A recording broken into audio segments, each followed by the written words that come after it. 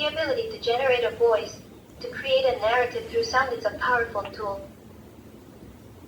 But it also raises questions.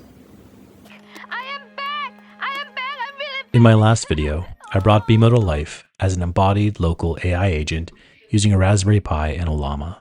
I spent a lot of time making sure my BMO looked and behaved just like the real character from Adventure Time. But there was one big difference that you called out loud and clear in the comments. Okay, here's a cute, short sentence summarizing the data. Look at my face! You've gone too far! I decided to use an off-the-shelf text-to-speech model rather than attempt to clone BMO's voice actor.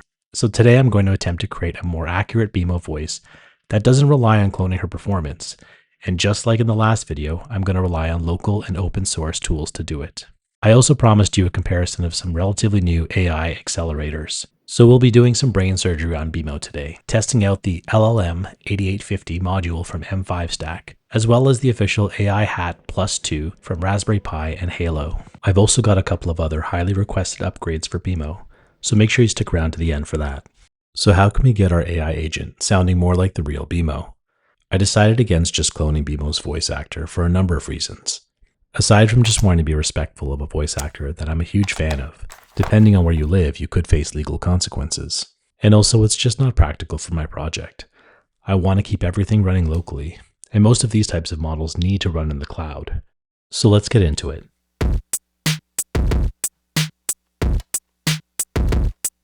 Computer-generated voices have been around for a long time. For example, concatenative text-to-speech is all over TikTok. Playing Pokemon Blue on my own BMO.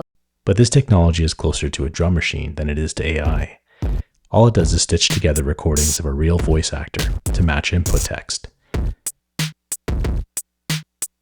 In my first video, I used an open source tool called Piper to generate BMO's voice. Rather than gluing small sound files together, it uses a neural net architecture to predict the entire waveform of sentences of text. Light in water droplets resulting in a spectrum of light appearing in the sky.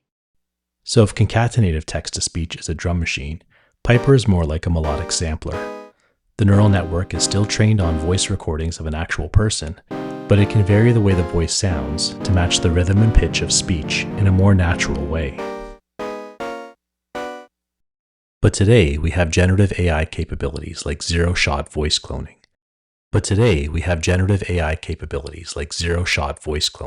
Rather than just being trained on a single voice, they are trained on hundreds of thousands of hours of audio data in multiple languages. They can use all that data to reliably reconstruct a voice based on just a few seconds of reference audio. It's scary how accurate these models can be. So if Piper was a sampler, these voice cloning models are more like a full synthesizer. They can hallucinate almost any kind of sound, and they can efficiently narrow in on exactly the sound they need to play.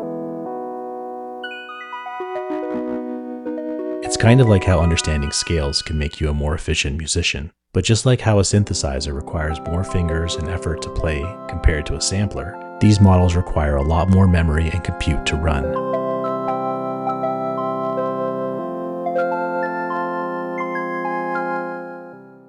So let's get back to BMO. Their voice actor, Nikki Yang, was born in South Korea. So to even be in the same ballpark as her, I need a model that can read out English text, but with a Korean accent. Zero-shot cloners can do this, but they are too big to run locally, and I can't just take my Piper voice model and change its accent. But what if I could use all the knobs and dials available in these large cloud models to train my very own small, local model?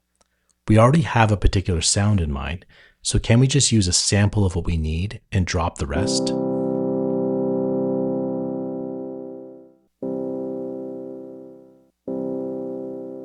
This is known as knowledge distillation, and chances are you've already heard about it. Relatively small but powerful models like DeepSeek were trained using datasets created by much larger models.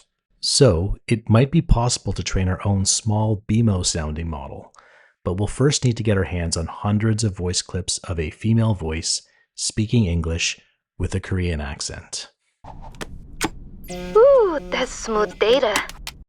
To do this, I'll be using an open source tool called Cozy Voice.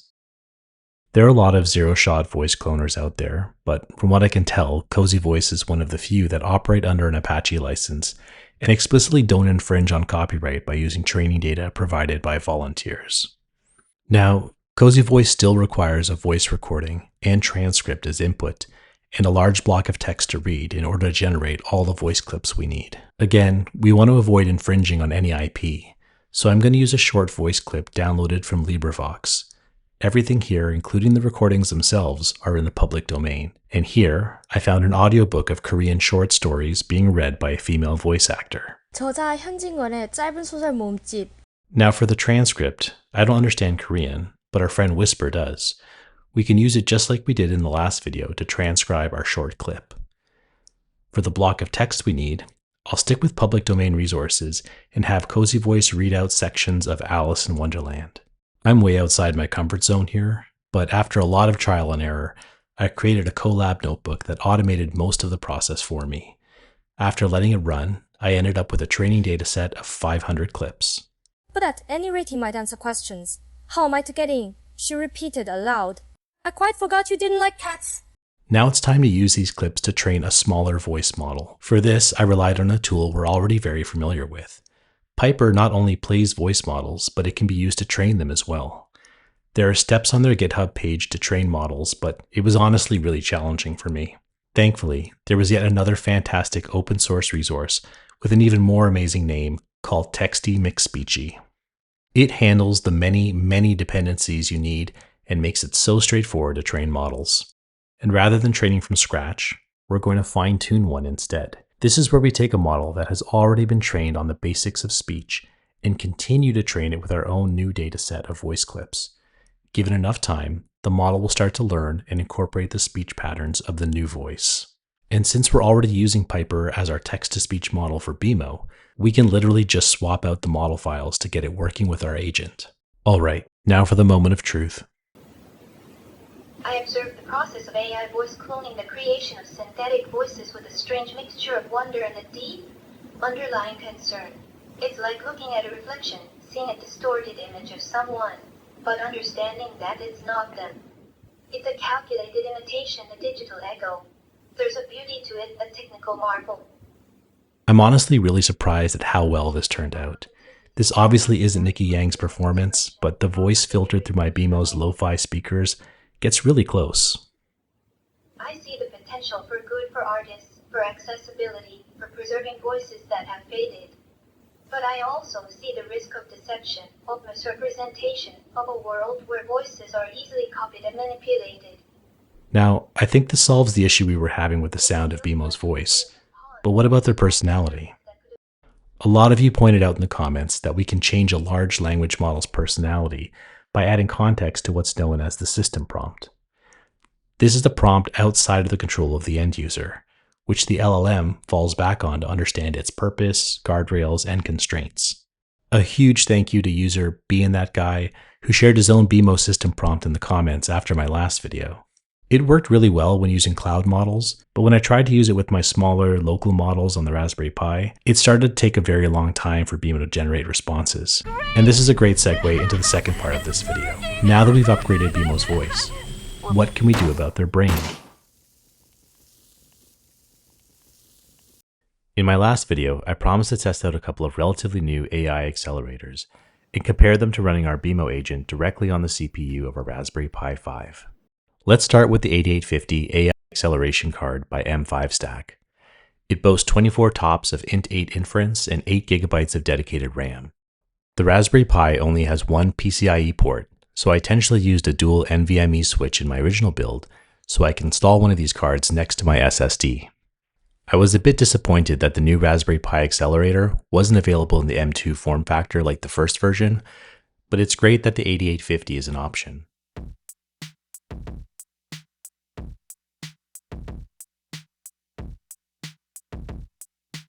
This is probably bad, huh? Okay, so I probably should have paid closer attention to the product size when I ordered it. The card has this pretty bulky heatsink and fan attached to it, so I'm going to use this M2 module extender to connect it instead.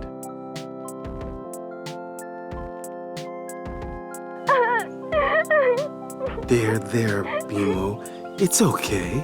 So it looks like the only way I'm going to get this card installed is by using this M2 hat.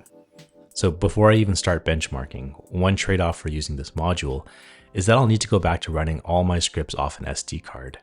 This shouldn't really impact our test results that much. One of the advantages of using these accelerators is that they come with the models pre-installed right on the card, so we shouldn't have to worry about the time it takes to load them from disk. To make our results a little simpler to understand, we're going to focus on just the agentic loop portion of the user flow. We'll first measure the amount of time between when we first send a prompt to the model and when it starts generating a response. This is known as time to first token, or TTFT. And then once that response starts, we'll measure how quickly the model can continue generating the rest of the output. This is tokens per second, or TPS. We're also going to need to change the models we use. With Ollama, we had a ton of options available to us, but one of the limitations of these accelerators is that you can only use a handful of models that come pre-installed. So we're going to switch from using Gemma to using the 1.5 billion parameter version of Qwen 2.5, as it's one of the only models that will run on both the accelerator cards and my existing Ollama setup. The vision model setup is more complex. Both accelerators have some level of support for Qwen 2 VL, but it's half the size of the closest model available on Ollama right now, so we're not going to really get a fair comparison there. To run the benchmarking, we're going to give each hardware setup the same tasks. 6 text prompts of increasing complexity, including tool calling and JSON generation for our agent, and 1 vision test where they all need to describe the same image. Okay, I've got the results from my original setup and the 8850. Let's test out the official Raspberry Pi AI HAT+2 next. It's based on the Halo 10H accelerator with 40 TOPS of int4 inference and also has 8 GB of onboard RAM. The nice thing about this accelerator is that it uses its own Ollama wrapper, so it mostly works with my existing BMO agent code out of the box. A huge shout out to user clevercode2709, who not only 3D printed his own BMO enclosure, but forked the agent code and got it working with the Halo accelerator in record time. There's a link to his repository in the description for anyone that wants to check it out. Thank you so much for supporting this project and pushing it forward. All right, let's look at the benchmark results. We'll start with time to first token and leave out the vision tasks for now. Both accelerators improved wait times before we get a response, but the Halo really pulled ahead. But if we look at the vision related tasks, we see a very different story. The Halo starts responding in less than half the time it takes our original CPU version, but the 8850 absolutely destroys, turning out its first token in less than a second. I should say that the 8850 results have a larger margin of error than the other tests. The architecture is a bit of a black box. Everything is self-contained, which makes it super fast, but it also means I could only estimate these values based on the logs it chooses to output. Still, the difference is impressive. But this isn't the end of the story. Let's look at tokens per second now. Again, we see the 8850 pull ahead. It may take longer for it to get to its first token, but when it does, it starts cranking out the rest of the response incredibly fast. Surprisingly, the Halo did slightly worse than the CPU setup. I think there might be some latency that happens when the accelerator eventually needs to hand the response back to the CPU for our application to use, but honestly, it's a difference that I couldn't practically perceive. So is there a clear winner here? It's hard to say. These are 3 different ways to accomplish pretty much the same thing. They all have their trade-offs, and it really depends on what you ultimately want to build. The Raspberry Pi AI HAT+2 with Halo 10H feels a bit like a truck. It has a bigger engine that lets it accelerate quickly, but it's eventually going to top out in speed. It's great for heavy lifting, but for your daily commute, it's probably no different than a mid-sized sedan. M5 Stack's 8850 is more like a train. It takes a while to get started, but when it does, it flies.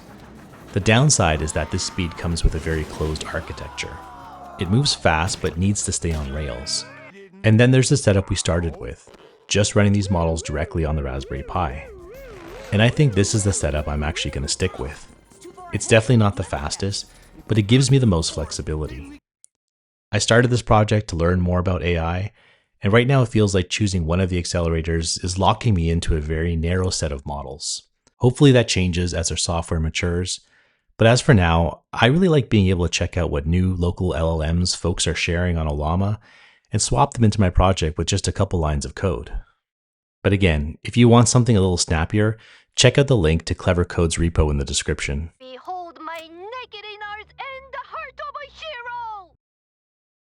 When so many of you asked me to try to fix BMO's voice, I honestly wasn't sure if I was up to the challenge.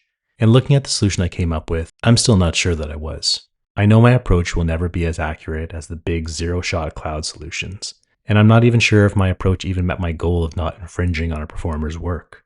Did those LibriVox voice actors know some dude would be using their voice clips for training AI models when they agreed to put their work into public domain? Is it insensitive to distill something as personal as someone's accent down to a musical instrument? I really don't know. But I do know if I went with one of the off-the-shelf AI products we're constantly being sold, I probably wouldn't be asking these questions. It's easy to think that better is measured in convenience, power, and efficiency. In the AI space especially, it feels like we're rushing to build bigger, faster models at all cost. But by slowing down, and at least trying to put people first, I learned more than I ever expected. Like, did you know there was a Stack Exchange for linguists? Because I didn't before this project. And for whatever reason, that seemed to resonate with so many of you. Maybe it's AI fatigue or the comfort of nostalgia, but so many of you reached out to say how much you enjoyed this BMO project. And I am so grateful for people like Being That Guy and Clevercode 2709 that went out of their way to contribute back to it.